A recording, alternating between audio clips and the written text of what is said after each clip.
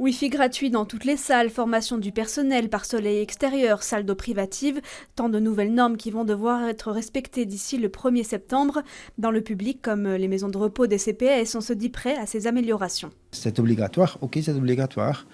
Comment on va le faire? Ça, c'est encore en négociation, mais je suppose que les maisons de repos publiques à Bruxelles, ils sont prêts à répondre convenablement aux nouvelles normes.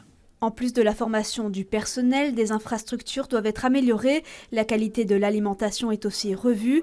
Des changements étalés sur plusieurs années. Un dispositif de soutien a été mis en place pour la mise en œuvre de ces nouvelles normes. Dans les normes, c'est bien stipulé de temps en temps qu'il faut être prêt le 1er septembre avec cette norme-là, mais il y a aussi des normes où on dit que oui, le 1er janvier, il faut être prêt de 2025 ou 2026, 2027.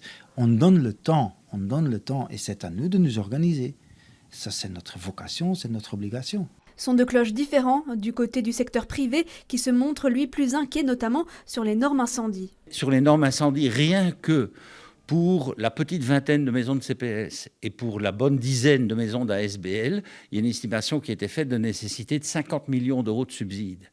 Ces 50 millions, ils ne les auront pas, alors que la grande majorité du secteur, qui est du secteur privé pur, n'aura aucun subside. Et rien que ça constitue une menace objective. Manque de concertation, interprétation des normes floues, trop de mesures sur un timing trop limité, la Fédération des maisons de repos privées craint la fermeture d'établissements.